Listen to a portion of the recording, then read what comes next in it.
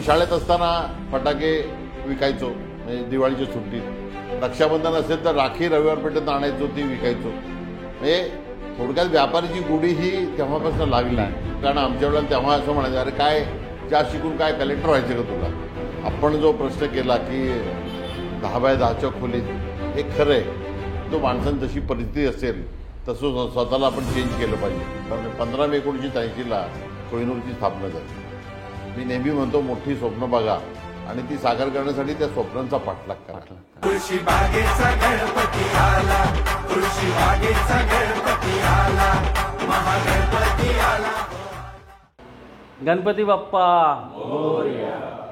पुणे नगरीतील मानाचा चौथा गणपती श्री तुळशीबाग सार्वजनिक गणेश उत्सव मंडळ आपल्या शतकोत्तर रौप्य महोत्सवी वर्षानिमित्त तुळशीबाग व्यापारी कट्ट्याचं आयोजन केलेलं आहे. खऱ्या अर्थानं पुण्यातील असे अनेक नामवंत व्यापारी आहेत की ज्यांनी आपला पुण्याचा नावलौकिक हा जगामध्ये नेला आहे. अशा व्यापाऱ्यांची यशोगाथा आपण या तुळशीबाग व्यापारी कट्ट्यावरती उलगडणार आहोत. कोहिनूर ग्रुपचे खऱ्या अर्थानं आमच्या पुण्याचे कोहिनूर, म्हणजे ज्यांना पुणे शहराच्या सांस्कृतिक शहराचे महापौर म्हणून समजलं जातं, असे आमचे सर्वांचे लाडके कृष्णकुमार गोयल यांच्याशी आपण आज या तुळशीबाग व्यापार कट्ट्यावरती संवाद साधणार आहोत. नमस्कार सर. नमस्कार. आपलं या व्यापारी कट्ट्यावरती सहर्ष स्वागत. नमस्कार. खऱ्या अर्थातच आपली ओळख पुणे शहराला नवीन नाही आहे. कृष्णकुमार गोयल म्हटलं की जसं मी मगाशी उल्लेख केला की अनेक सांस्कृतिक कार्यक्रमांचे आधारवड आणि ह्या पुणे शहरामध्ये सगळ्यांना आपलेसे वाटणारे असं कृष्णकुमार गोयलांचं व्यक्तिमत्व आहे. आणि आपण ह्या व्यापारी कट्ट्यावरती आपल्याशी मोकळे मनानं छान गप्पा मारणार आहोत. सर्वप्रथम खरं तर ही यशाची कमान आहे. म्हणजे माझ्या माहितीप्रमाणे एक 10 बाय 10च्या खोलीमध्ये राहणारा कृष्णकुमार, ते आत्ता ह्या पुण्याच्या मी जशी विषयाने घेतली या सगळ्यापर्यंत मजल मारणारे कृष्णकुमार गोयल साहेब. तर हा जीवन प्रवास कसा झाला? गणपती बाप्पा मोरया. सर्वप्रथम मी तुळशीबाग सार्वजनिक गणेशोत्सव मंडळाचं मनापासून आभार मानतो की आपण शतकोत्तर महोत्सवानिमित्त हा व्यापारी कट्टा जो या ठिकाणी सुरू केला आहे, आणि ती खूप चांगली कल्पना आहे. या वर्षभरात आपण अनेक कार्यक्रम करणार आहात आणि त्यातच हा व्यापारी कट्टा हा त्यातला भाग आहे. आणि यामध्ये वेगवेगळ्या उद्योजकांना बोलून आपण त्याच्या मुलाखती घेत आहे. मला वाटतं समाजाच्या दृष्टीने, तरुण मुलांच्या दृष्टीने ही अत्यंत स्वागतार्थ आणि चांगली गोष्ट आहे.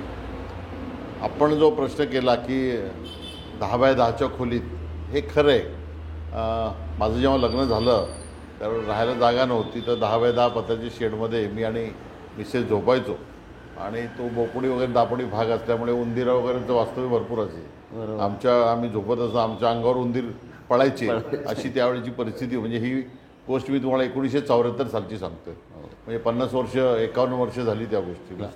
आणि कुठलाही व्यवसाय सुरू करायचा असेल किंवा आपल्याला मोठं व्हायचं असेल, मी नेहमी म्हणतो, मोठी स्वप्न बघा आणि ती साकार करण्यासाठी त्या स्वप्नांचा पाठलाग करा.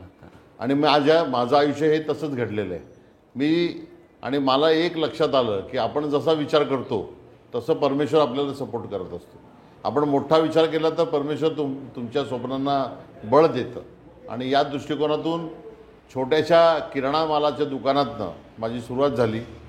10 बाय 10चं आमचं दुकान होतं त्यावेळेला. किराणा मालमध्ये म्हणजे मी 5वीमध्ये शिकत होतो. शिकता मग व्यापार, मला आता अजूनही आठवतं, त्या काळात 8 आणे किलो ज्वारी, 8 आणे चालायचे त्यावेळेला, 16 आण्याचा रुपया असायचा. 8 आणे किलो ज्वारी, 8 आणे किलो बाजरी, 10 आणे किलो तांदूळ, 12 आणे किलो तेल, अशा पद्धतीची लिस्ट माझ्याकडे अजूनही आहे. म्हणजे माझे वडील जेव्हा परगावी जायचे तर मला एका चिठ्ठीवर लिहून द्यायची की या रेटने हा माल विकायचा. तर बालपणापासून व्यापाराचं कडू हे मिळालं. त्यावेळेला परिस्थिती वाईट होती आमची, स्वतःची घरची आर्थिक परिस्थिती वाईट होती. कारण आम्ही 9 जण होतो माझ्या वडिलांना. आम्ही 4 भाऊ 5 बहिणी आहे. आता तो काळ नाही आहे, ती टीम होती आमची पूर्ण.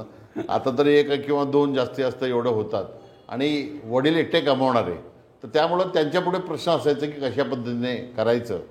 तर मी शाळेत असताना फटाके विकायचो, म्हणजे दिवाळीच्या सुट्टीत. रक्षाबंधन असेल तर राखी रविवार पेठेत आणायचो, ती विकायचो. म्हणजे थोडक्यात व्यापाराची गुढी ही तेव्हापासून लागली. आणि त्यामुळे मग लग्न झालं, पण राहायला परिस्थिती नव्हती. घरासमोरच एक 10 बाय 10च्या खोलीचा मी सुरुवात केलं. पण त्या गोष्टी वाईट वाटत नाही, कारण शेवटी मी नेहमी म्हणतो, माणसांची जशी परिस्थिती असेल तसं स्वतःला आपण चेंज केलं पाहिजे. आणि त्या परिस्थितीनं आपण काहीतरी शिकलं पाहिजे. आणि त्या परिस्थितीला तोंड देत देत पुढे जायला पाहिजे. ही तुमच्या मनामध्ये जर थोडासा फायर असेल, तुमच्या मनामध्ये कॉन्फिडन्स असेल, आत्मविश्वास असेल, तर तुम्ही जगात काहीही करू शकता. हे माझं आता वयाची 72 झाली म्हणून आता ते मी लोकांना सांगू शकतो की आपण जे ठरवतो ते होऊ शकतं.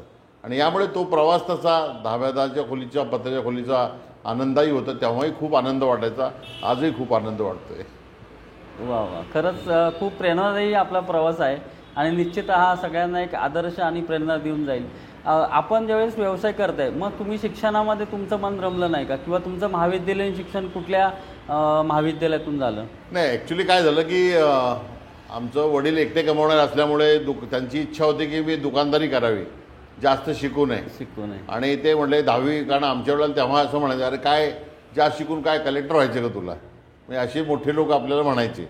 पण माझी आईची इच्छा होती की मी शिकावं. 10वी 11वी, तेव्हा आमच्या वेळेला 11वी होती. 11वी मी कशी अशी पूर्ण केली. शाळेत जाऊ शकलो नाही बरेच. घरी एक माझी बहीण वारल्यामुळे 3-4 महिने मी शाळेत जाऊ शकलो नव्हतो. पण मी शाळेत असताना हुशार होतो. पहिली सर्व परीक्षामध्ये पहिला नंबर माझा शाळेत असायचा. आमच्या वेळेला 3माही, 6माही, 9माही वार्षिक परीक्षा होत्या. आता तर त्या फर्स्ट सेमिस्टर पद्धतीने आहेत. पण सर्व परीक्षेत चांगला असल्यामुळे 11वी पण मी शिकलो. वडील म्हटले बास, आता याच्या पुढे बास झाला, आता तू दुकान, आपलं किराणा दुकान सांभाळ. तर आमचे मुख्याध्यापक त्यावेळेचे आमच्या ऑफिसला वडिलांकडे आले आणि त्यांनी विनंती केली की याला शिकू द्या, हा हुशार आहे. आणि मग मी गरवारे कॉलेज ऑफ, मग वडील काय म्हटले की तुला शिकायचं शिक, पण 12 ते 3 तुला 3 तास देऊ आम्ही. 3 तासामध्ये तुला जेवढं शिकता येईल तेवढं शिक. सकाळ संध्याकाळ तू दुकानात असला पाहिजे. आणि त्यावेळेला मग मी स्टडी केली. मला ॲक्च्युली डॉक्टर व्हायचं होतं, माझी फार इच्छा होती. पण डॉक्टरचं मी पाहिलं, मग फर्ग्युसनला गेलो तर सकाळी 10 ते संध्याकाळी 5पर्यंतची वेळ होती. मग मी गरवारे कॉलेज ऑफ कॉमर्समध्ये ॲडमिशन घेतली, कारण ते कॉलेज 11:30 ते 4:30 असं असायचं.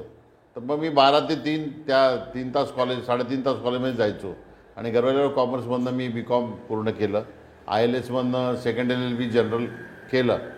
पण असं म्हणजे शिक्षणाचा प्रवास हा असं झाला. महाविद्यालयामध्ये शिकत असताना तुमच्या आठवणीमध्ये तुम्ही एकदा ताज हॉटेलला सगळ्यांना जेवायला, म्हणजे ज्यावेळेस घरची परिस्थिती नसताना पण, जसं तुम्ही मगाशी म्हटलात की स्वप्न मोठी बघायची, मग त्याबद्दलचा काय किस्सा आहे? आता कधी कधी आपण परिस्थितीनुसार आपल्या स्वतःशी अप्रामाणिक वागतो. त्याचं एक चांगलं उदाहरण म्हणजे ताजचं नाव ऐकून होतो, पण खिशात पैसे तर नाही ना. ताजमध्ये जायचं का, तिथला चहा 25 रुपयाला त्यावेळेला होता, आता तो 300-400 रुपयाला असेल. आणि आपल्या तर चारण्याचा चहासुद्धा प्यायची पंचायत होती, आणि 25 रुपयात चहा पण कसं पिणार. मग म्हटलं आम्ही 4-5 मित्र होतो. म्हटलं आज आपण जेवायला पाहिजे ताज हॉटेलमध्ये, पण कोणाकडे फुटकी कवडी नव्हती. जायचं कसं, मग आम्ही आपलं ताजमध्ये शिरलो आतमध्ये. तिथं पाहिलं एक रिसेप्शन चालू होतं. मग रिसेप्शन म्हणलं चला रिसेप्शन जाऊ. आम्ही आपल्या रिसेप्शनला गेलो. तिथं रिकामी पाकिट असतात, त्यात कागद घातला आणि त्या स्टेजवर जाऊन त्या नवरदेव असेल त्याला रिकामं पाकिट दिला आणि जेवलो मस्तपैकी बाहेर आलो. मला इच्छा तर पूर्ण झाली ना ताजमध्ये जेवणाची, कशी का होईना. आपल्या मनात जर काही इच्छा आली तर ती पूर्ण करायला हवी, हा त्या मागचा हेतू होता. तो आनंद वेगळाच होता त्या काळात. हाच जो किस्सा आहे ना, तो 3 इडियट मध्ये आमिर खान पण असंच जातो, पण तो पकडला जातो. तुम्ही पकडले गेले? आम्ही नाही पकडले गेलो. तेवढी हुशारी बाळगायची ना, कारण कपडे वगैरे तसे असले पाहिजे. कारण कपडे जर बरोबर नसतील, त्यांनी लागली हात धरून बाहेर काढला तरी कोण आहे तू म्हणून. खरं तर तुम्ही आता सांगितलं वडिलांचा जो पारंपरिक किराणा मालाचा व्यवसाय होता, तिथनं माझी व्यवसायाला सुरुवात झाली. परंतु हा व्यवसाय करत असताना आता कोहिनूर एक ब्रँड झाला आहे. म्हणजे कोहिनूर ग्रुपचं नाव पुण्याच्या प्रतिथयश उद्योगांमध्ये घेतलं जातं. मग ह्या कोहिनूर ब्रँडची सुरुवात कशी झाली? ॲक्च्युली कोहिनूर ब्रँड 1983 साली सुरू झाला. मला खरं म्हणजे राजकारणात जायचं होतं. मी 4-5 वर्ष राजकारणात खूप प्रयत्न केले, 78 ते 83. आणि मग माझ्या लक्षात आलं की राजकारणामध्ये जातीवाद खूप चालतो. आणि मला लक्षात आलं की आपला निभाव इथं काय लागणार नाही, कारण 2-3 वेळा लोकांनी आमदार खासदारांनी शब्द दिले आणि लाईन पाळलटले. 5 मे 1983 मी ठरवलं की आपण याच्यानंतर राजकारणात जायचं नाही, आपण फक्त बिझनेस करायचा. राजकारणात जाऊनही लोक पैसेच कमवतात ना, मग आपण बिझनेस करून पैसे कमवूया. आणि त्या दृष्टिकोनातून मी 5 मेला ठरवलं आणि 15 मे 1983ला कोहिनूरची स्थापना झाली. जेव्हा कोहिनूर मी सुरुवातीला हार्डवेअर, टाईल, सॅनिटरीवेअरचा बिझनेस केला. तो का केला? माझा किराणा मालाचा बिझनेस, पण मी त्यानंतर टेल्को सप्लाय केलं. टेल्कोमध्ये मी किराणा माल सप्लाय करायचो. आणि त्यातनं जे पैसे मिळाले त्यातनं मी घर बांधलं. माझं जे घर बांधताना मी भोरीआळीमध्ये जायचो. आणि तिथे गेल्यानंतर माझ्या लक्षात आलं की या बिझनेसमध्ये प्रॉफिट खूप आहे. आणि मी विचार केला की म्हटलं चला आपण हार्डवेअरचा धंदा चालू करू. नॉलेज शून्य. मला नेहमी चॅलेंजेस स्वीकारायची आयुष्यात सवय आहे. नवीन जे काही शक्य नाही ते मला शक्य आहे, मी करणार असं मी नेहमी विचार करतो. आणि मी मुंबईला गेलो, अभ्यास केला, हार्डवेअरचा धंदा करायला ठरवलं. नगर रोड, कोथरूड आणि पिंपरी चिंचवड असं मी तिन्ही ठिकाणी फिरलो की कुठं दुकान उघडावं. मला लक्षात आलं की पिंपरी चिंचवड हे वाढतं शहर आहे आणि म्हणून मी कोहिनूरची स्थापना तिथे केली. स्थापना करताना एकच ठरवलं की मी धंदा प्रामाणिकपणे करणार. हार्डवेअरचा हा धंदा तसा अप्रामाणिकपणे करण्याचा आहे. आमच्या भागात सगळे सिंधी लोक जास्त होते. ते सेकंड क्वालिटीला फर्स्ट क्वालिटी म्हणायची, थर्ड क्वालिटीला सेकंड क्वालिटी म्हणायचे. फर्स्ट क्वालिटी माल द्यायचीच नाही कस्टमरला आणि रेट सांगताना फर्स्ट क्वालिटी सांगायचे, माल देताना सेकंड क्वालिटी द्यायची. हे जेव्हा माझ्या लक्षात आलं, कारण मला लॉस व्हायचा झाला पहिल्या वर्षी, कारण मी प्रामाणिकपणे काम करायचो पण मी प्रामाणिकपणा सोडला नाही. आणि यानंतर मग मी खूप बिझनेस वाढवत गेलो. लोकांना लक्षात आणून दिलं की ही सेकंड क्वालिटी, ही फर्स्ट क्वालिटी, ही थर्ड क्वालिटी आहे. लोकांचा विश्वास बसला. कोहिनूरचा हार्डवेअरचा धंदा माझा मोठ्या प्रमाणात सुरू झाला. मग मी सिमेंटचा व्यवसाय सुरू केला. मी जेव्हा सिमेंटच्या कंपन्याची एजन्सी घ्यायला गेलो, कुठल्याही कंपनीने मला एजन्सी दिली नाही, कारण मी नवीन होतो. तेवढे नाही आम्ही नवीन लोकांना एजन्सी देत नाही. तर मी त्याला तिथे सांगून आलो, म्हटलं ठीक आहे सर, मी आज आलो तुमच्याकडं, एक दिवस असा येईल की तुम्ही माझ्याकडे याल आणि मला विनंती कराल एजन्सी घ्या म्हणून. आणि असं जेव्हा मी तर ते म्हणले जा, असे खूप लोक येतात बोलतात वगैरे. पण मग एका कंपनी मला एजन्सी दिली आणि मी खूप बिझनेस केला. तो इतका पिंपरी चिंचवडमध्ये वाढतं शहर असल्यामुळे तर सगळ्या कंपन्यांचे कान टाकू की कोण आहे हा कोहिनूर, की हा इतका व्यवसाय करतो आहे.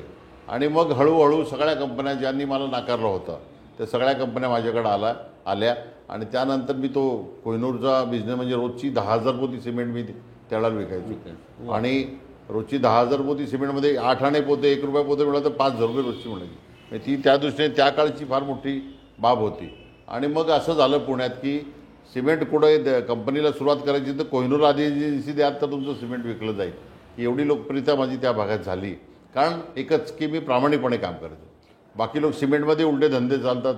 वॉचमनला पटवून 200 190 पोतीच टाका किंवा 10 पोती फाळक्यावर टाकून घेऊन जा किंवा मधीच मोळा रोडला जाऊन सिमेंट काढून घ्या.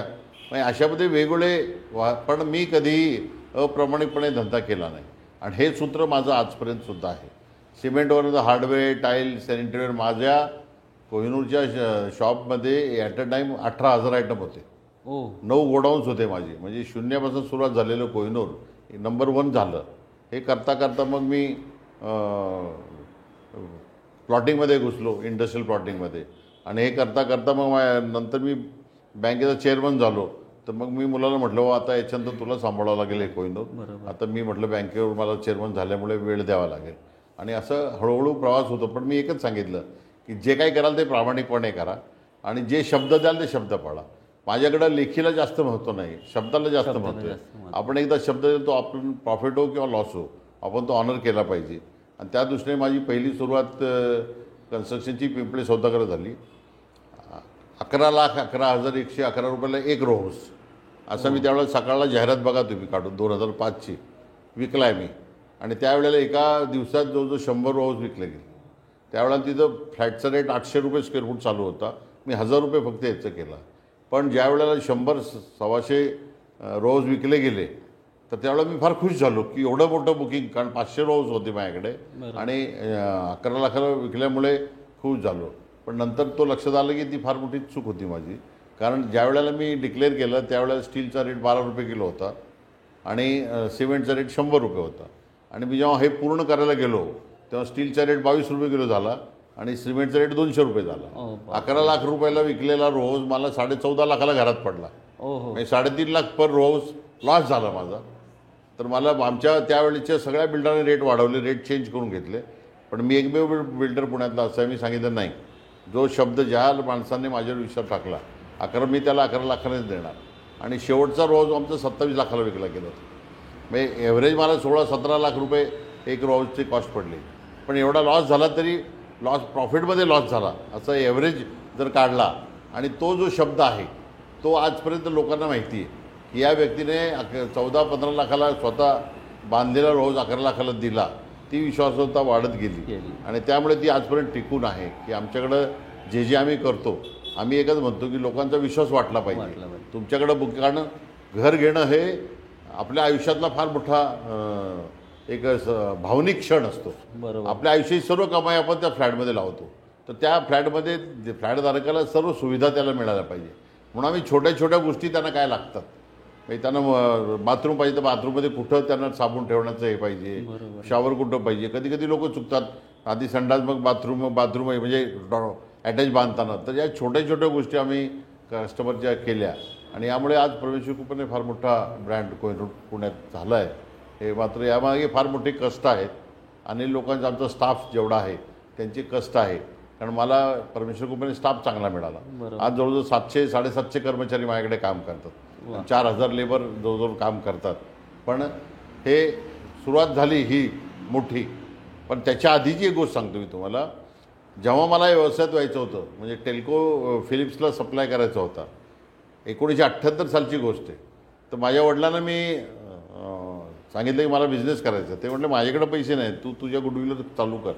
म्हटलं गुडविल माझं काय, तुमचंच गुडविल ना, मला कोण ओळखते. ते म्हटले त्यांनी 20,000 रुपये दिले मला. 20,000 रुपयापासून मी कोहिनूरच्या व्यवसायाची सुरुवात केली. आता 20,000मध्ये काय येणार. पण मी नाना भवानी पेठेत जायचो, लोकांना रिक्वेस्ट करायचो मला 30 दिवसाचं क्रेडिट द्या. मग काही लोक क्रेडिट द्यायचे मला. आणि टेल्कोला मी जेव्हा सप्लाय सुरू केला तर 30 दिवसात मला टेल्कोतनं पैसे मिळायचे आणि 30व्या दिवसाचा पोस्टेड चेक द्यायचो. त्यावेळेला कॉस्मॉस बँकेचा चेकच्या अगेन्स्ट चेक पास करायचं. तर त्यावेळेला मी बँकेने मला सांभाळून घेतलं. 5,000 रुपयेचं मला कर्ज त्यावेळेला बँकेने दिलं होतं आणि त्या दृष्टीने थोडा थोडा नफा येत गेला. कारण वडिलांची काय इच्छा होती की तू बिझनेस कर, हे सारखं राजकारण तुझ्या डोक्यात आहे ना, ते निघून जाईल. 2,000 रुपये महिना कमव, आम्हाला बास झालं 2,000. आणि माझं लग्न 74 साली झालं होतं. तर कॉलेज झालं आणि तेवढे काय तुझ्या बायकोला आम्ही पाळायचं, तुलाही पाळायचं, काहीतरी कमवत जा. आणि म्हणून मग तो त्या टेल्कोमध्ये गेल्यानंतर पैसे कमवले. पैसे कमवताना मग 1 वर्षात वडील म्हटले अरे ते 20,000 रुपये माझे परत दे. तर त्यांनी 2400 रुपये व्याज लावलं त्याच्यावर वडिलांनी. 20,000 प्लस 2400 व्याज, असं 22,400 वडिलांकडनं घेतले. म्हणजे ही सगळी सुरुवात शून्य भांडवलापासून आपली कोहिनूरची आहे, हे म्हणजे सांगायचं आहे. पण या गोष्टीला घाबरता कामा नये. आपला सेल्फ कॉन्फिडन्स असेल तर आपण पाहिजे ते करू शकतो. प्रामाणिकपणा, कष्ट करण्याची तयारी आणि दिलेला शब्द पाळणं, या गोष्टी असल्या तर परमेश्वर तुमच्या मागं असतो. एवढंच मला तुम्हाला यानंतर सांगायचं. तुम्ही आता उल्लेख केला की आता तुमची मुलं, म्हणजे आता तुमची ही जनरेशनसुद्धा तुमच्या व्यवसायात येते. तर आता तुमचा जो किराणा माल, हार्डवेअर, त्यानंतर सिमेंटची एजन्सी, तर ह्या व्यवसाय हे सगळे चांगले एस्टॅब्लिश तुम्ही केले होते. पण ज्यावेळेस ती मुलं आली तर मग मुलांनी तो व्यवसाय परत ग्रो केला का? तुमचा जो आता रिअल इस्टेट कोहिनूर ग्रुपचा आहे त्या व्यवसायात ते सामील झाले? बरोबर, चांगला प्रश्न. जेव्हा मी बँकेत चेअरमन झालो तेव्हा मी मुलांना सांगितलं की मी काय आता कोहिनूरमध्ये बसणार नाही. तर माझा थोरला मला विनीत गोयल त्यांनी सांगितलं की मी सांभाळतो. त्याला 0 नॉलेज होतं. तो कॉलेजमध्ये सरळ त्या व्यवसायात गेला. पण वर्ष 1.5 वर्ष चालल्यानंतर त्याच्या लक्षात आलं की आपल्याला जमणार नाही. पण त्यावेळेला कोहिनूरचा ब्रँड खूप मोठा आमच्या हार्डवेअरचा झाला होता. 5 लाख रुपये महिना इन्कम होता आम्हाला त्या काळी. 5 लाख म्हणजे खूप झालं. पण मग मुलगा म्हटला की मला कन्स्ट्रक्शनमध्ये जायचं आहे, आपण कन्स्ट्रक्शनमध्ये उडी घेऊ. आणि हा पण म्हटलं तुझी इच्छा नाही तर उद्यापासून बंद कर, काय हरकत नाही. आणि त्यानंतर आम्ही तो कोहिनूर हार्डवेअर टाईल सॅनिटरी बंद केलं. कारण माझं नेहमी काय असतं की माणसाने संधी साधू असलं पाहिजे बिझनेसच्या बाबतीत. ज्या काळाप्रमाणे चेंज व्हायला पाहिजे. आणि जर आज त्या व्यवसायापेक्षा दुसऱ्या व्यवसायात कष्ट करून तेवढेच कष्ट करून जास्त पैसे मिळत असतील तर का जाऊ नये. आपलं जर गुडविल, त्या गुडविलचा फायदा घ्यायला पाहिजे. गुडविल का निर्माण होतं तर तुम्ही चांगल्या पद्धतीने लोकांना सेवा देता, शब्द पाळता, प्रामाणिकपणे आता. त्यामुळे लोक तुमच्याकडे आकृष्ट होतात. आणि त्या दृष्टिकोनातून त्याला मी तिथे सांगितलं. हार्डवेअरचा त्याने धंदा बंद केला आणि मग तो कन्स्ट्रक्शनमध्ये आला. त्याच्यामध्ये कन्स्ट्रक्शनमध्ये सुरू झालं. मी यांना एकच सांगितलं की 2 गोष्टी पाळा. एकतर क्वालिटी तुमची कधीही खराब होता कामा नये, नावं ठेवता कामा नये लोकांनी. तुम्ही शब्द द्या 5 वर्षाचं देतो, पण देताना 2.5-3 वर्षात द्या ताबा. रेराप्रमाणे तुम्हाला सांगावं लागतं, पण रेराप्रमाणे सांगा, पण लवकर ताबा द्या. चांगली क्वालिटी द्या, चांगला व्यवहार ठेवा, दिलेले शब्द मोडू नका. एवढ्या 3-4 गोष्टी जर तुम्ही सांभाळल्या तर तुम्हाला काही अडचण येणार नाही. आणि त्या दृष्टीने माझी दोन्ही मुलं विनीत गोयल आणि राजेश गोयल आज संपूर्णपणे या बिझनेसमध्ये आहे. दोघं शिकलेली आहेत. दोघांना कुठलंही व्यसन नाही आहे आणि खूप चांगल्या पद्धतीने सकाळी 9ला ऑफिसला हजर असतात, 7:30ला पर्यंत ते ऑफिसमध्ये असतात. आणि पुण्यामध्ये आत्ता आमच्या 18 जवळ जो स्कीम चालू आहे, 18 ठिकाणी 1.5 कोटी स्क्वेअर फुटाची रेसिडेन्शियल स्कीम चालू आहे, 50 लाख फुटाची कमर्शियल चालू आहे. आमचं कमर्शियलसुद्धा पुण्यात नंबर 1 हेवा वाटेल अशा पद्धतीची क्वालिटी आम्ही केली आहे. कोहिनूर वर्ल्ड टॉवर नावाने तुम्ही कधीही गेला कोणी पिंपरीला, ऑटो क्लस्टर शेजारी 9 लाख फुटाची बिल्डिंग आम्ही 30 महिन्यात पूर्ण केली. एवढ्या रेकॉर्ड टाईममध्ये कोणी करू शकत नाही. आत्ता नवीन आम्ही पुण्यात जे कुठल्याही बिल्डरने केलं नाही असं स्ट्रक्चरमध्ये आम्ही आता बिल्डिंगी बांधतोय. त्याची सुरुवात आम्ही पिंपरीला, बानेरला आणि मोंडव्याला आम्ही करतोय. तर त्या नवीन नवीन गोष्टीमध्ये टेक्नॉलॉजी जसा काळ बदलतो त्या काळाबरोबर आपण बदललं पाहिजे या मताचं मी, आणि त्या दृष्टीने जर तुम्ही गेला तर प्रगती फास्ट होते असं माझं मत आहे. हा व्यवसाय करत असताना जेव्हा तुमचं नाव झालं तर तुम्हाला वेगवेगळ्या ऑपॉर्च्युनिटी आल्या, म्हणजे संधी आल्या व्यवसायाच्या. तर ह्याच्यामध्ये जसं तुम्ही म्हटलं की मी कुठलाही व्यवसाय प्रामाणिकपणे केला, परंतु तुम्हाला एक वेळ अशी संधी आली की वाईन शॉपचं लायसन्स पण तुम्हाला मिळत होतं, परंतु ते तुम्ही का नाकारलं की ज्या धंद्यामध्ये एवढा पैसा होता? तो फार सुरुवातीचा काळ आहे. म्हणजे आमचं किराणा माल होतं ना, किराणा मालाच्या धंद्यामध्ये काय आमची त्यावेळेला विक्री 150 रुपये यायची, 150-200 रुपये, म्हणजे दिवसभर बसून. आणि मग मला मोठं व्हायचं होतं. म्हणजे मला पहिल्यापासून अशी की आपल्याला नावलौकिक मिळालं पाहिजे, आपण सर्व क्षेत्रात आपला वावर असला पाहिजे आणि लवकर मोठं व्हायला पाहिजे. तर आमचा एक मित्र आला, तो म्हटला कृष्णा सहकारी साखर कारखाना रेठरे बुद्रुक ही कंपनी आहे, त्यांचं होलसेल दारूचे ड्रमचे ड्रम यायचे, देशी दारू. त्या पहिली धार त्याला नारंगी मोसंबी काय म्हणायची मला माहीत नाही. आणि ती एजन्सी मिळण्यासाठी मला 2 लाख रुपयाची गरज होती. तर मी आईला सांगितलं की बाबा मला वडिलांना सांगा 2, मला वडील कडक होते, त्यांना विचारायला भीती वाटायची. मी आईला सांगितलं की असं 2 लाख रुपये जर आपण दिले तर आपल्याला 20,000 रुपये महिना इन्कम चालू होईल. आणि त्याच्यात आपल्याला काय करायचं, ड्रमचे ड्रम येणार, ड्रमचे ड्रम जाणार, देशी दारू ते करेल. आई म्हटली कसले देशी दारू, आपल्याला दारू वगैरेचा धंदा आपण नाही करायचा. म्हटलं आपल्याला आपण थोडीच एक एक बाब देणार आहे, आपण तर ड्रमचे ड्रम देणार. ती म्हटली नाही, ज्या धंद्यामुळे ज्या याच्या दारूमुळे लोकांचं जीवन खराब होतं त्यांचा तळतळ आपण नाही घ्यायचा. आणि अशी शिकवण तुम्ही दिली तर मग तुमची मुलंही उद्या दारू पितील, तुम्ही दारू प्याल, आणि त्यामुळे तुम्ही त्या धंद्यात असला प्रॉफिट आपल्याला नको आहे. आणि तुला जर असं करायचं तुझ्या बायकोला तू घे बाहेर हो, इथं थांबू नको घरामध्ये. तर त्यामुळं त्या दिवशी ठरवलं की आपण आयुष्यात दारू प्यायची नाही, मुलांना पिऊ द्यायची नाही, आणि दारूच्या धंद्याची निगडीत त्यांची संबंध ठेवायची नाही, त्यांना मुलगी द्यायची नाही, त्यांची मुलगी घ्यायची नाही. मग एवढे सगळे तत्त्व हे त्याच वेळेला ठरवले. आणि आईचा तो आशीर्वाद जो आहे, मला वाटतं आज आमचा व्यवसाय फार मोठ्या प्रमाणात आहे. त्यामुळे असल्या गोष्टी, पण आता मी पाहिले जेवढे दारूवाले धंदे सगळे लोक दुःखी आहेत. घरात काही ना काही कोणी अपंग झालं आहे, कोणाचं काय डायव्हर्स झालं आहे, कोणाचं काय प्रॉब्लेम झालं आहे. तर जीवनाची सुख जे आहे ते संपून जातं अशा चुकीच्या धंद्यामुळे. म्हणजे मी आता जे धंदे करते त्यांना नावं ठेवत नाही, पण शक्यतो त्या भानगडीत न गेलेलं बरं असं मला वाटतं. आणि आईचा तो त्यावेळेचा जो दम आहे तो माझ्या आयुष्याला कलाटी देणारा ठरला असं सांगेन मी. म्हणजे आईचे संस्कार मिळाल्यामुळे तो प्रामाणिकपणा तुम्ही जपला. माझी आई भयंकर धार्मिक होती. तिची पूजा ती चतुर्शिंगीला पायी जायची, म्हणजे बोपोडी ते चतुर्शिंगीला पायी जायची. त्यामुळे मी आईच्या नावाने सांस्कृतिक भवन तिथं बांधले चतुर्शिंगीला. आता माझी बायकोही अजून लाईनीने दर्शन घेते, म्हणजे 9 रात्रामध्ये. आमच्याकडे पास येतात VIP पास, सगळे म्हणतात अरे आमच्या पासवर चला आम्ही वर नेतो. पण आई मिसेस म्हणते नाही, मी लाईनीने दर्शन घेणार, असं VIP-पणा नको आपल्याकडं. ते संस्कार आमच्या आईकडनं आम्हाला. तुम्ही आता मग अशी कॉस्मॉस बँकेचा उल्लेख केला, आपला 2 वेळा झाला. म्हणजे तुम्ही सगळ्यात पहिल्यांदा कॉस्मॉस बँकेचं 5,000 रुपयाचं लोन पण घेतलं, आणि त्याच्यानंतर तुम्ही कॉस्मॉस बँकेचे चेअरमन पण झाला. म्हणजे कॉस्मॉस बँकेचा जो कायापालट आहे हा तुमच्या कारकिर्दीमध्ये झाला. तर हा एक सर्वसामान्य ग्राहक 5,000चं लोन घेणारा, ते कॉस्मॉस बँकेचा जी ह्या भारतात देशामध्ये जगामध्ये 2री-3री बँकेचं नाव लौकिक, तो चेअरमन, हा प्रवास कसा झाला? खूप फार मोठा इतिहास आहे. त्या कॉस्मॉस बँकेत मी खातेधारक होतो. बोपोडीला आमच्या घरासमोर ब्रांच होती, 3च शाखा होत्या त्यावेळेला बँकेच्या. आणि खरं म्हणजे माझ्या मनात असं वाटायचं की आपण या बँकेचं संचालक व्हायला पाहिजे. हे 1975 साली माझ्या डोक्यात आलं. आणि 94ला इलेक्शन झाल्या तेव्हा माझ्या आईचं नुकतंच निधन झालं होतं 94 साली. तर सगळे संचालक माझ्या घरी आले 2-3, आणि त्यांनी सांगितलं की तुम्ही रुपी बँकेत ईश्वर चोरडे आहेत, तर आमच्या बँकेत कृष्णकांत गोयल संचालक पाहिजे. म्हटलं नाही, मी नाही, तुम्ही करा. त्यांनी आग्रह धरला. मी म्हटलं मला कोणी निवडून देणार नाही, कारण मी काय म्हटलं ब्राह्मण नाही आहे म्हटलं, कारण तरी ब्राह्मणाची बँक म्हणून ओळखली जायची त्यावेळेला ती. पण नंतर ते म्हटले असं काही नाही आहे, तुम्ही या आणि आपण करूया. तर मी 1994 साली निवडून आलो. निवडून आल्यानंतर आमच्या त्यावेळेला 18 शाखा होत्या फक्त आणि 235 कोटीचा सेटअप होता. हो हो. म्हणजे कर्ज आणि लोन दोन्ही मिळून 235 कोटी होते. टर्नओव्हर. तर आणि आम्ही भारतात 68व्या नंबरवर होतो. तर मी म्हटलं अरे मी खूप अभ्यास केला, काय चाललं आहे कशासाठी, हे सगळं आपण प्रयत्न केला. म्हणजे मी माझ्या एकट्यामुळे सगळं झालं असं माझं म्हणणं नाही, पण सर्व संचालकांनी मला सपोर्ट केला. मी सर्व स्टाफला सांगितलं काय प्रॉब्लेम आहे, आपल्याला नंबर 1 व्हायची कॉस्मॉस बँक भारताची. तर ते हसायला लागले सगळे की 68 नंबरवर 1 नंबरचं काही स्वप्न बघता तुम्ही. तर मी म्हटलं नाही, आपण होऊ शकतो आहे, आपल्याला त्रुटी कारण. तर आमच्या अनेक कामगारांचे केस होत्या, पगार कमी होते.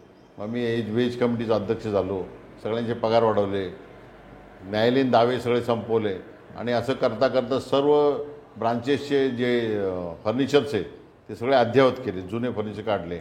आणि पूर्वी तर लक्ष्मी रोडला गर्दी व्हायची, 500 रुपये ठेवा, दुसऱ्या दिवशी 100 रुपये काढा, त्यातनं बँकेला तर काही मिळायचं नाही, नुसतीच गर्दी दिसायची. अनेकविध सुविधा तिथं आणल्या आपण आणि हळूहळू प्रोफेशनल बँक कसं करता येईल हे करायचा प्रयत्न केला. मोठमोठी कर्ज दिली. आमचे लोक कर्ज द्यायला घाबरायचे. 1 कोटी वाले बोले आम्हाला लिहिताही येत नाही किती शून्य असतात. पण त्यामुळे तुम्ही बँकेला सर्व बाजूने प्रसिद्धीसाठी टी व्हीला जाहिराती, पेपरला जाहिराती, असं 25 वर्षे मी जवळजवळ संचालक होतो त्याच्यात. आणि 25 वर्षात सांगण्याचा मुद्दा फार मोठा एक ग्रंथ लिहिता येईल बँकेवर. माझी इच्छा होती की एक चांगलं हेड ऑफिस बँकेचं असावं. तर तो आता जे हेड ऑफिस आहे तो प्लॉट मी माझ्यासाठी घेतला होता, पण नंतर मी म्हटलं आपण बँकेला देऊन टाकू. 10.5 कोटीला मी ब्लँक प्लॉट घेतला होता स्वतः आमच्या स्वतःच्या ऑफिससाठी, पण मी नंतर बँकेला दिला तो 10.5 कोटीलाच. आज त्या प्लॉटची व्हॅल्यू 200-250 कोटी रुपये आहे. आणि तिथं मी स्वतः बिल्डिंग बांधली, म्हणजे सर्व संचालकांचा सपोर्ट मला होताच. आणि ती बिल्डिंग बांधून ती बिल्डिंग आयकॉनिक बिल्डिंग झाली. म्हणजे रिझर्व्ह बँकेचे लोकही म्हटले की रिझर्व्ह बँकसुद्धा अशी नाही आहे. 7-8 राज्यात आम्ही गेलो. पूर्वी फक्त महाराष्ट्रात होतो, मुंबई पुणेमध्ये होतो. मध्य प्रदेश, आंध्र प्रदेश, गुजरात, तामिळनाडू, कर्नाटका, तेलंगणा, महाराष्ट्र अशा 60 राज्यात बँके केली. बँक CBS केली, एनिवेअर बँकिंग केलं. त्यामुळे कोऑपरेटिव्ह बँकेमध्ये लोक करत नव्हते कारण खर्च खूप यायचा. आणि ते सगळे ज्या गोष्टी केल्या त्यावेळेला CBS बँक सोल्युशन करताना सुद्धा कोट्यावधी रुपये बँकेचे वाचवले. जवळजवळ 80-90 शाखा मी स्वतः, कारण मी हार्ड निगोशिएटर आहे कुठल्याही बाबतीत, तर बँकेचा जेवढा फायदा करता येईल ते केलं. चांगल्या लोकांना बँकेत आणलं, त्यांना कर्ज दिली आणि बँक मोठी गेली. 235 कोटीवरनं सुरू झालेला माझा प्रवास. जेव्हा मी 2015ला जेव्हा चेअरमन होतो तेव्हा तो 29,980 कोटीपर्यंत पोचला. 235चा आणि 18 शाखावरनं 140 शाखा झाल्या आणि 8 राज्यात आम्ही गेलो आणि भारतात नंबर 2वर आलो. म्हणजे 2 नंबरपर्यंतचा प्रवास झाला 68वरनं. 1 नंबर फक्त राहिला. मला एकनाथ ठाकूर आता नाही येते, मला भेटले होते सारस्वत बँकेचे. ते सारस्वत नंबर 1 आहे. त्यांनी मला सांगितलं अरे तुमचा एवढा मोठा प्रवास तुम्ही तर लवकरच क्रॉस करायला आम्हाला. म्हटलं नाही साहेब, तुम्ही मुंबई बेस आहे, आम्ही पुणे बेस आहे. मुंबईत आम्ही 32 ब्रांचेस उघडल्या. पूर्वी 2च ब्रांच होता आमच्या. तर असं करत करत बँकेचा प्रवास खूप मोठा झाला. आज बँक नावरूपाला आली आणि मला आनंद आहे त्या गोष्टीचा. टॉपवर असताना एकदा आपण तिथं निवृत्त झालो तर परत ती संस्था कशी वाढेल ते बघायचं. आपण त्याची फार हे करून घ्यायचं नाही. मला खूप लोक म्हणतात की तुम्ही आता परत संचालक व्हा, परत येवा. म्हटलं नाही, टॉपवर असताना निवृत्त झालो, पण त्या गोष्टीचा एक मानसिक आनंद आहे. जेव्हा गणेश शिल्डवरनं जातो ती बिल्डिंग बघतो, एक मला समाधान वाटतं की लक्ष्मीरोडला कुठेतरी हेड ऑफिस असलेली बँक किंवा देवी आईच्या तिथं असलेली बँक आज एवढ्या मोठ्या प्रमाणात गेली, या गोष्टीचा आनंद वाटतो मला. तुम्ही आता बँकेचं सांगताना त्यावेळेस 94-95ला नुकतंच कम्प्युटर युग चालू झालं होतं आणि CBS सिस्टीम जशी म्हटली की एक सॉफ्टवेअर होतं, ती प्रणाली सगळ्यांना जोडायचं होतं. तर ह्या संदर्भामध्ये तुम्ही तर समजा आता कॉमर्समधनं गेलेले किंवा शिक्षणामध्ये, मग कॉम्प्युटरचं नॉलेज नसताना तुम्ही म्हटलं मला कॉम्प्युटर नॉलेज आज सुद्धा नाही. मग तुम्ही हे कॉम्प्युटरचं डील कसं केलं की त्यावेळेस सॉफ्टवेअर आपल्याला माहिती? फार रोचक किस्सा आहे हा, तुम्हाला सांगायला हरकत नाही आहे. मी चेअरमन होतो आणि असं ठरलं की सेंट्रलाइज बँकिंग सोल्युशन आपल्याला घ्यायचं आहे. तर मी अनेक कंपन्यांना बोलावलं त्यावेळेला. तिथं त्यावेळेला विप्रो आहे, सॉफ्टवेअर इन्फोसिस आहे, इन्फ्रासॉफ्ट आहे, आयफ्लेक्स आहे किंवा अशा मोठमोठ्या कंपन्यांना आम्ही बोलवल्यानंतर सगळ्यांनी कोटेशन दिले. कोणी दिले, हायेस्ट कोटेशन इन्फोसिसचं होतं 10 कोटी 97 लाख आणि लोएस्ट कोटेशन 9-9.5 कोटीचे इन्फ्रासॉफ्टचं होतं. आता हे आपल्याला घ्यायचं आहे, पण मला यातलं नॉलेज शून्य. मला यातलं काय माहीत नाही, काय घ्यायचं, केवढ्याला घ्यायचं. मी संचालनाला विचारतो केवढ्याला घ्यायचं. नाही ठरवा बोले तुम्ही आता त्यांनी 10 कोटी 97 सांगितलं म्हणजे तुम्ही 10 कोटीला घेणार, म्हणजे 1 कोटी तरी उडवणार तुम्ही त्यातले, असं आमच्या संचालकांना वाटायचं. तर आता मी विचार करतो केवढ्याला घ्यावं हे. तर मग मी प्रत्येकाला सगळ्यांना एकत्र बोलवायचो, एकत्र बोलून सांगायचो का रे तुमचा रेट फार जास्त आहे, इन्फोचा रेट कमी आहे, तुमचा एवढा जास्त का. मग हे प्रत्येकजण व्यापारी कसे असतात, दुसऱ्यामध्ये नावं ठेवतात, त्याच्याकडे हे कमी आहे, हे कमी आहे, हे कमी आहे, ते सगळं मी लिहून घ्यायचो ते काय काय कमी सांगतात. आणि ते एकमेकाबद्दल अशी सगळी माहिती काढल्यानंतर ते आल्यानंतर मी म्हणलं फार रेट जास्त आहे तुमचा. तो म्हणलं केवढ्याला पाहिजे, नाही पण फार रेट जास्त आहे, कमी करा काहीतरी. ते म्हणले किती कमी करू, नाही म्हटलं तुम्ही सांगा. तर मी मग सांगायचो त्यांना की तुमच्याकडे हे बी नाही आहे, हे बी नाही आहे, हे बी नाही आहे. ती त्यांना वाटायचं मी फार तज्ज्ञ मनुष्य दिसतोय म्हणून. आणि त्यांना असं वाटायचं अरे याला कसं काय माहिती आपल्याकडे हे नाही. तर मग असं करत करत तुम्हाला आश्चर्य वाटेल, 10 कोटी 97 लाखाचं सॉफ्टवेअर 2 कोटी 97 लाखाला मी घेतलं, 7 कोटी रुपये कमी करून घेतलं. हे अजूनही रेकॉर्ड आहे आमच्याकडं. कारण मी त्यांना काय म्हणायचो अरे तुमचे डोक्याचे पैसे आहेत, तुमचं काय इन्व्हेस्टमेंट आहे याच्यामध्ये, डोक्याची इन्व्हेस्टमेंट आहे. त्या तुमचा शेअर हा 100 रुपये 1600 का होतो, डोक्यामुळं होतो ना. तर एक कॉस्मॉसला तुम्ही आधी द्या, कॉस्मॉसला तुम्ही एकदा दिला म्हणजे भारतभर तुमचं ते सॉफ्टवेअर चालेल, त्यांच्याकडनं किती घ्या. असं करत करत मी त्यांना, आणि तेव्हा मी त्यांना सांगितलं की मी तुम्हाला ऑर्डर देतो. मग कोऑपरेटिव्हची पहिली ऑर्डर कॉस्मॉसची इन्फोसिसला होती. आणि मी म्हटलं फक्त नारायणमूर्ती साहेबांनी यायला पाहिजे इथं सिग्नेचर करायला. ते म्हटले आम्ही प्रयत्न नाही, म्हटलं माझी इच्छा आहे. पण नारायणमूर्ती साहेब तेव्हा आले. मी म्हटलं साहेब सॉफ्टवेअरबद्दल काही बोलू नका, तुमचा प्रवास कसा झाला ते सांगा. तुम्ही इन्फोसिस नाव का ठेवलं, इन्फोसिसचा अर्थ काय, इन्फॉर्मेशन सिस्टीम त्यांनी सांगितलं. आणि ते म्हणले मी कुसुम सहनिवासला इथं राहायला होतो प्रभात रोडला, आणि प्रभात रोडला नाही त्या कमिशन बंगल्यासमोर त्यांचं हे होतं. आणि तो म्हटला मिसेस टेल्कोला कामाला होती, मी घरीच असायचो, शेजारी सगळ्या बायका माझ्याकडे बघायला, दूध घ्यायला मी, भाजी घ्यायला मी. आणि त्यामुळे सगळ्यांना आश्चर्य वाटायचं. मग आम्ही सनराईज हॉटेल होतं, ते 4ने टाकून गाणी ऐकायचो. हा प्रवास त्यांनी जो सांगितला तो सगळ्या पेपरला त्यावेळेला आला होता. सांगण्याचा मुद्दा एवढा की एवढी मोठी व्यक्तीसुद्धा एक छोट्या ऑर्डरसाठी ती आली. बिझनेसमध्ये हे मानलं पाहिजे, आपण स्वतःला फार ग्रेट समजता कामा नये. छोट्या ते छोटा मनुष्यसुद्धा आपल्या आयुष्यात महत्त्वाचा असतो. आणि त्यामुळे ते सॉफ्टवेअर आजही जिवंत आहे. आणि आमच्या संचालकांचा शॉकच बसला. ते म्हणले अरे 11 कोटी कुठं, 3 कोटी कुठं, असं काय बार्गेनिंग असतं का. पण हे करत करत करत करत शेवटी फॅक्ट आहे ही, याच्यामध्ये काय लपवण्यासारखं काय नाही. त्यामुळे अनेक अशा गोष्टी आहेत बँकेच्या तर की खूप कमी किमतीमध्ये आम्ही केल्या. बिल्डिंग बांधत असताना ती बिल्डिंगची व्हॅल्यू तशी 160 कोटीची त्यावेळेला असेल कन्सर्न कॉस्ट, मी ते 115 कोटीमध्ये बसवलं. म्हणजे सगळे आम्ही निगोशिएशन करताना माझ्याकडं 72 तासाचा व्हिडिओ आहे जवळजवळ, की त्याच्यामध्ये जे प्रत्येकजण बार्गेनिंग करतोय, आधी रेट काय सांगतोय, नंतर कमी काय केलं. कारण हा सार्वजनिक बँक आहे, उद्या कोणाला काय वाटता कामा नये. पण अशा पद्धती खूप जमती बँकेच्या आहेत. तुम्ही आता उल्लेख केला इन्फोसिसचे नारायण मूर्ती तुम्हाला भेटले, तर तुमच्या आयुष्यामध्ये असे दिग्गज लोक कोण कोण भेटलेत आणि तुम्हाला त्यांचा काय अनुभव आला? नाही, मला खूप दिग्गज लोक भेटले. आता मी तुम्हाला सांगतो, विप्रोचे अजिम प्रेमजी होते, त्यांना आम्ही विनंती केली होती बँकेत या. तर ते म्हटले ठीक आहे येतो. तर आम्ही सर्व खाली त्या देवी आडच्या तिथं त्यांची वाट बघत बसतो. तर आम्ही आपलं बघतो, तर एक गाडी आली मारुती 1000 त्यावेळेला व्हाईट कलरची आली. नाही एक मनुष्य उभा राहिला, गाडीतून स्वतःच गाडी चालवत आणली, गाडीत आली. आणि तो विचारत होता कॉस्मॉस बँक कुठे आहे. तर नाही बोलले हे कॉस्मॉस बँक आहे. बोले मी अजिम प्रेमची. मी हादरलो, एवढा मोठा मनुष्य स्वतः गाडी चालवत, ते सुद्धा मारुती 1000. इतका सिंपल मनुष्य आणि साधं पट्ट्याचं घड्याळ, म्हणजे आपण सिंपल वापरतो ना, इतकी मोठी व्यक्ती अशा पद्धतीने जेव्हा पाहिली, आश्चर्य वाटलं की माणसाने कधी पैशाचा घमंड करू नये.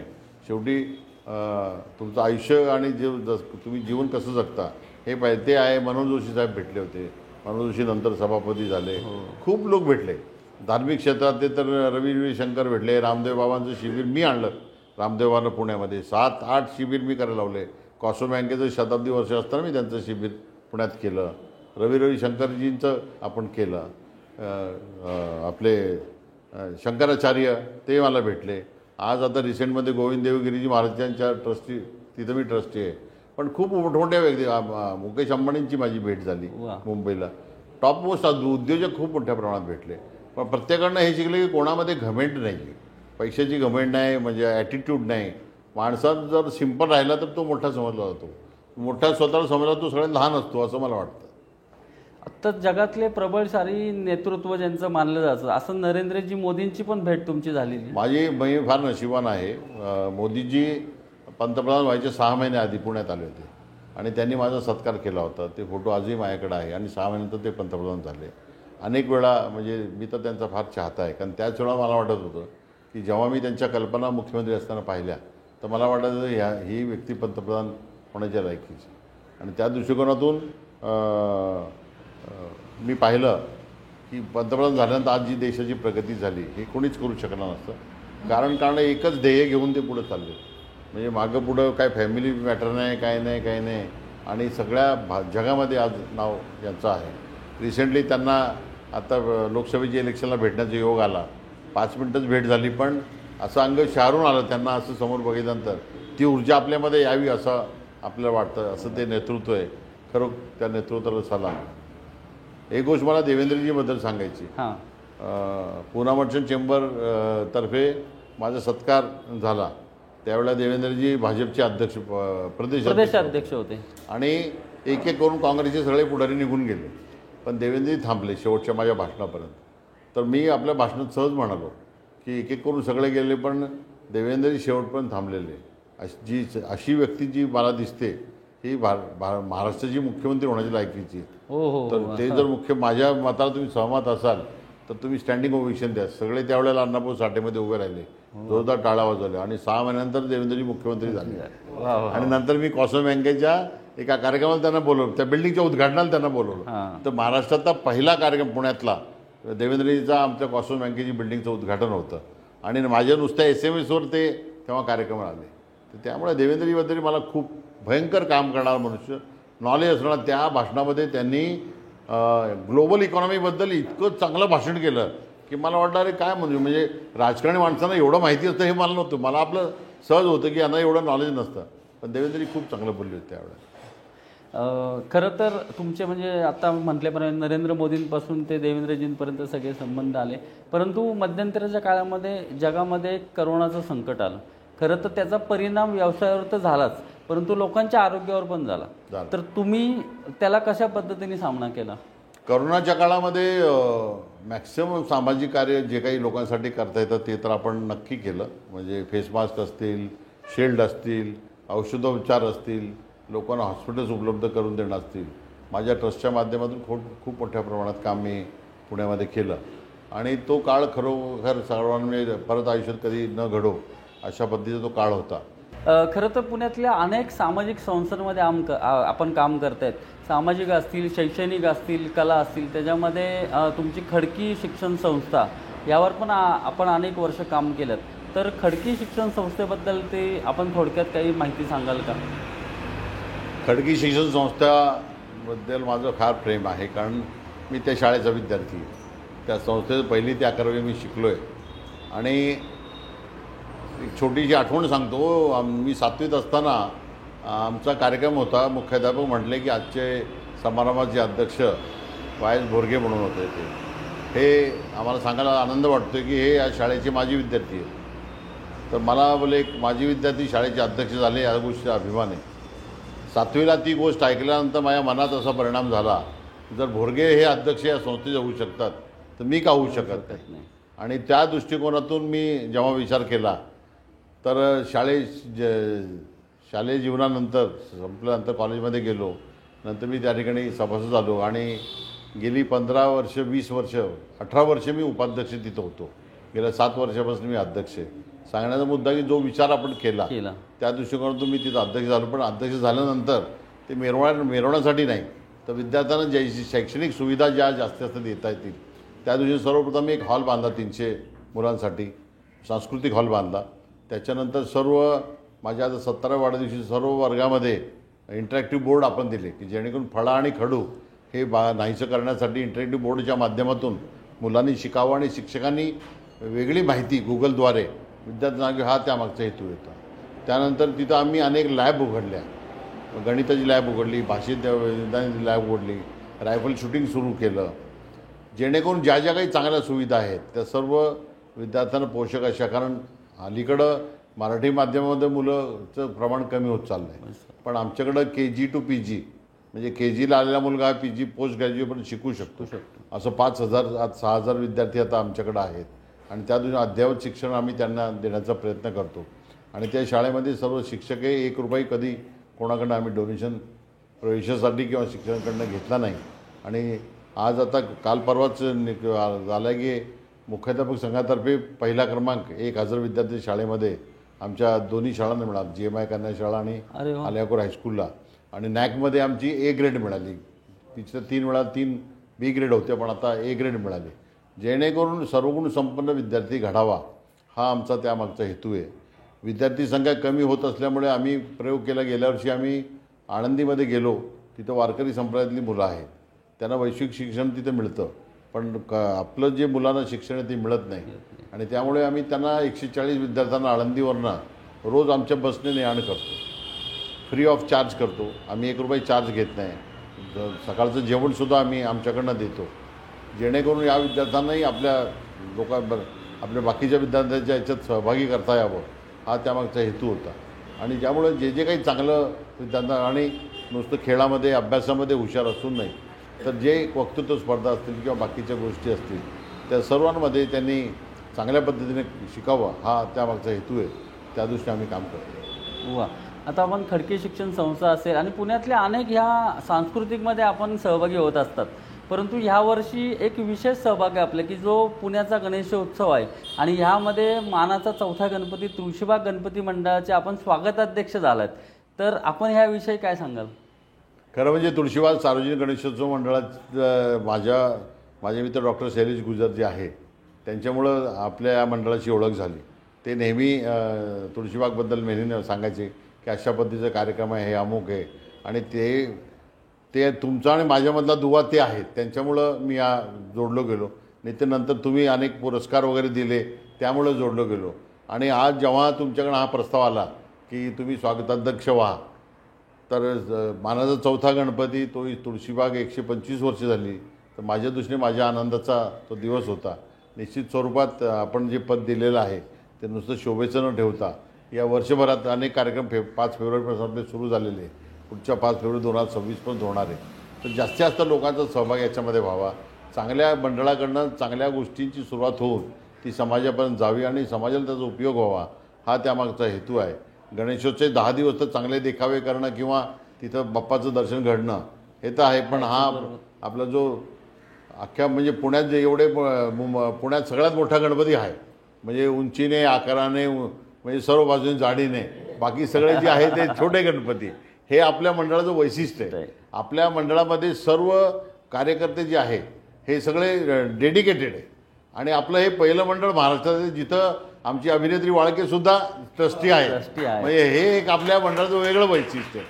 आणि त्यामुळे एक वेगळं वैशिष्ट्यपूर्ण असलेलं मंडळाचं अध्यक्षपद स्वागताध्यक्षपद जेव्हा मिळतं तर निश्चित स्वरूपात फार मोठी जबाबदारी आपली वाढते. आणि मला खात्री आहे या पुढच्या काळामध्ये शैलेश गुजर असतील, तुम्ही असेल, आपले विकास पवार असतील, नाना असतील, या सगळ्यांच्या माध्यमातून पुढच्या काळामध्ये मोठ्या प्रमाणात आपण पुण्यात काम करू, जेणेकरून मी तर म्हणतो पुणेकरांनी आपल्याला त्यांच्या सूचना कराव्यात की काय आम्ही अजून चांगलं करू शकतो. निश्चित स्वरूपात मोठ्या प्रमाणात हा उत्सव होईल आणि समाजाला आपण निश्चित स्वरूपात चांगल्या पद्धतीने नवीन विचार देऊ अशी मला खात्री आहे. खरं तर हा खूप चांगला आपला कट्टा रंगला. तुम्ही खूप चांगल्या पद्धतीने सगळ्या प्रश्नांची उत्तरं दिली आणि ह्या कट्ट्याचं वैशिष्ट्य असे तुमच्याशी संवाद साधताना आपण पुणे शहरातल्या अनेक व्यापार क्षेत्रातल्या मान्यवरांना इथं बोलवतो. आमचे गिरे भेळचे इथं राजू शेठ गिरे आहेत, स्टेशनरी कटलरी असोसिएशनचे काही पदाधिकारी आहेत. स्वतः ह्या ज्या ऐतिहासिक वास्तूमध्ये हा कट्टा होतो, कारण ही पुणा गेस्ट हाऊस ही ऐतिहासिक वास्तू की इथं कलाकारांचे अनेक दिग्गज कलाकार इथं यायचे. गणेशोत्सवाची मिरवणूक या लक्ष्मी रस्त्याने जाताना ते सगळे कलाकार ह्या मिरवणुकीमध्ये सहभागी व्हायचे. अशी ऐतिहासिक वास्तूचे किशोर सरपोतदार इथं उपस्थित आहेत. म्हणजे या सर्व मान्यवरांच्या उपस्थितीमध्ये आपला कट्ट्याचा रंगला आहे. फक्त मी मान्यवरांना विनंती करतो की आपल्याला जर काही गोयल साहेबांशी जर संवाद साधायचा असेल तर आपण आपले प्रश्न त्यांना विचारावेत आणि त्यानंतर आपण कार्यक्रमाच्या समारोपाकडे जाणार आहोत. कृष्णकुमार गोयल, पुण्यातली नावाजलेली stationery cutlery and general merchant association आहे, आपल्याला कल्पना आहे त्याची. आपणही कार्यक्रमाला आलेला आहे. हो, त्यावेळेस आपला एक विषय झाला होता की पुण्यामध्ये stationery cutlery and general merchant असोसिएशनच्या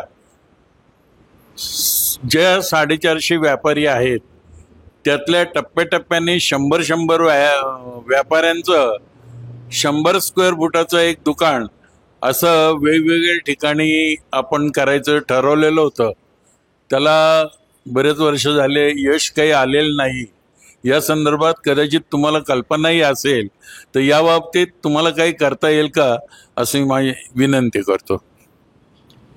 नाही, खरं म्हणजे लहान प्रकारची दुकानं जर, पण आपल्याला हे दुकानं पुण्याच्या बेटाच्या मध्यवस्तीतच चालू शकतात.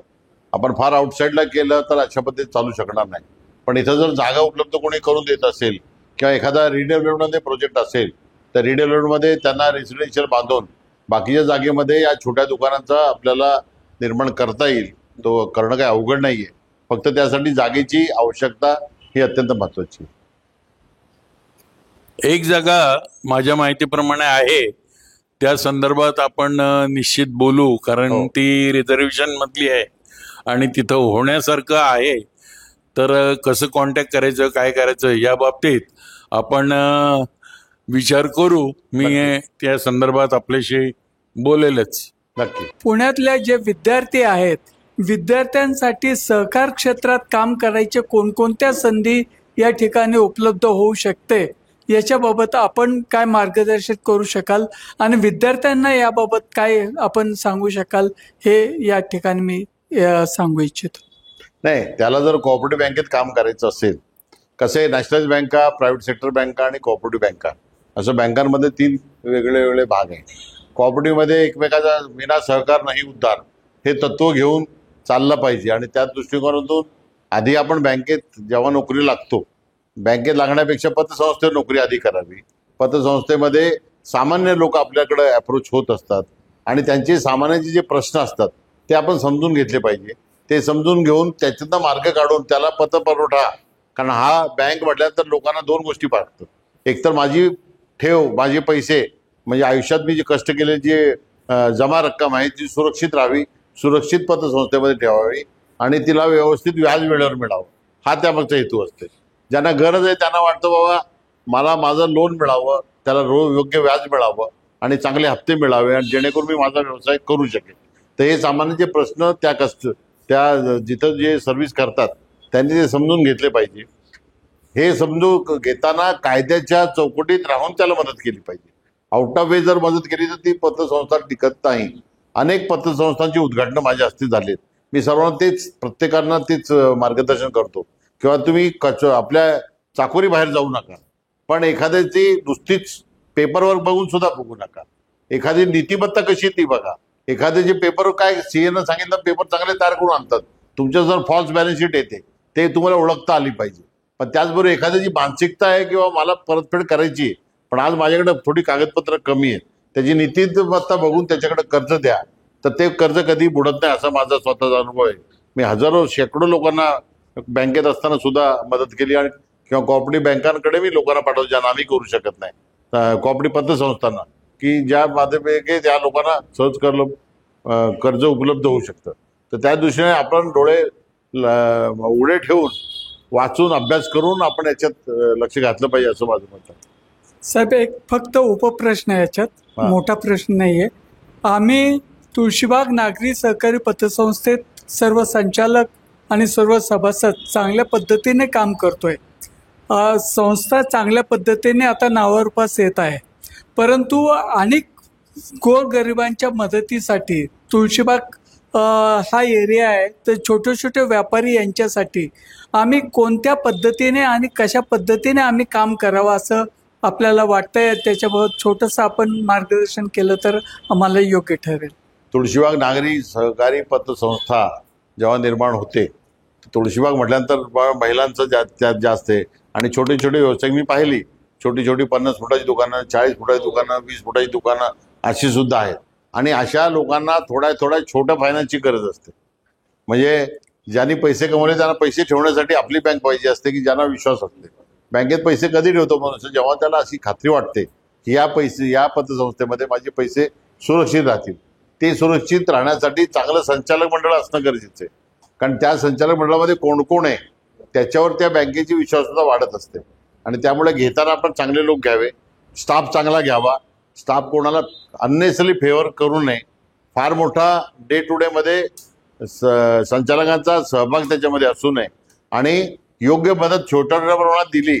कारण एका माणसाला 10 लाख देण्यापेक्षा 25,000 लोक जर 100 जणांना दिले तर ते जास्त होते. कारण बुडतील तर किती बुडतील, 25,000 बुडतील. पण 10 लाख देणाऱ्याला तर 10 लाखच बुडाले तर ती पतसंस्थाच अडचणीत येईल. तर छोट्या उद्योगांकडं आणि त्यांना शिस्त लावायची. त्याप्रमाणे डेली कलेक्शन आपण गोळा करू शकता. म्हणजे डेली तुम्हाला आज 5,000 रुपये 50,000 रुपये कर्ज दे तर तू रोज 200 रुपये दे, 150 रुपये दे. आपलाच मनुष्य जाऊन रोजच्या रोज जर घेऊन आला तर त्यांनाही सुविधा होते की रोज पतसंस्थेत जायची गरज नाही. आणि या दृष्टिकोनाने छोट्या प्रमाणात सुरू झालेली पतसंस्था मोठ्या स्वरूपात घेते. आता बुलढाणा अर्बन वगैरे आपण बघतो हे छोट्या प्रमाणात सुरू झाले होते किंवा लोकमान्य मल्टीपर्पज जे आहे आपण पाहिलं असेल. तर या सगळ्या छोट्या प्रमाणात एका छोट्या गावात सुरू झाल्या आणि राज्यभर गेल्या. स्कोप भरपूर आहे, पण त्यासाठी संचालकांची विश्वासार्हता महत्वाची आहे आणि प्रामाणिकपणे कष्ट करण्याची तयारी पाहिजे. संचालक मन स्वच्छ पाहिजे. कोणाकडनंही चहाचा कप सुद्धा कोणी घेता कामा नये. म्हणजे जेणेकरून समाज हा बघत असतो की तुम्ही मोठ्या पदावर आहात, तुम्ही काय करता. आपल्याला वाटतं कोणाला कळत, पण सगळ्यांना सगळ्या गोष्टी कळत असतात. आपलं चारित्र्य चांगलं असलं तर पतसंस्थेचंही गुडविल वाढतं असं मला वाटतं. धन्यवाद सर, धन्यवाद. त्याच्यावर साहेबांचे एक आठवण सांगतो. त्यांनी म्हटलं ना की मी हजारो लोकांना लोन दिले, तर लोन झाल्यानंतर त्यांना फोन करायचे की आपण पार्टीला जाऊ, तर ते म्हणायचे माझी अट एकच आहे, पार्टीचा खर्च मी करणार. 100, 200, 300 कोटी लोन पास झालं की लोकांना वाटायचं अरे साहेबांना काहीतरी आपण दिलं पाहिजे, अमुक केलं पाहिजे, हे कधीच काय बोलले नाही वगैरे. म्हणजे आज तुमचं अमुक फुलेड्यामध्ये जेवण आम्ही तुम्हाला ठेवलंय.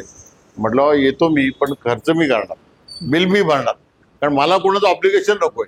आज जर मी त्याची पार्टी घेतली, उद्या मला वसुली करायची असेल तर माझ्यावर दडपडील अरे याचं खाल्लं, याला कसं काय आपण पैसे वसूल करावे. ज्यांना भारतरत्न जे.आर.डी. टाटा उद्योग रत्न पुरस्कार, पुणा मर्चंट चेंबरचा आदर्श व्यापारी पुरस्कार, स्टेशनरी कटलरी आणि जनरल मर्चंटचा व्यापार भूषण पुरस्कार मिळाला आहे.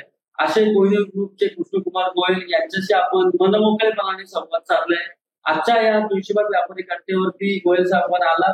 आपण या मंडळाच्या वतीनं आपलं मनपूर्वक आभार मानतो आणि आमच्या मंडळाचे अध्यक्ष विकासजी पवार आणि विनायकजी कदम यांना विनंती करतो की आपण गोयल साहेबांचा सन्मान करावा. धन्यवाद. तुळशी बागेचा गणपती आला, तुळशी बागेचा गणपती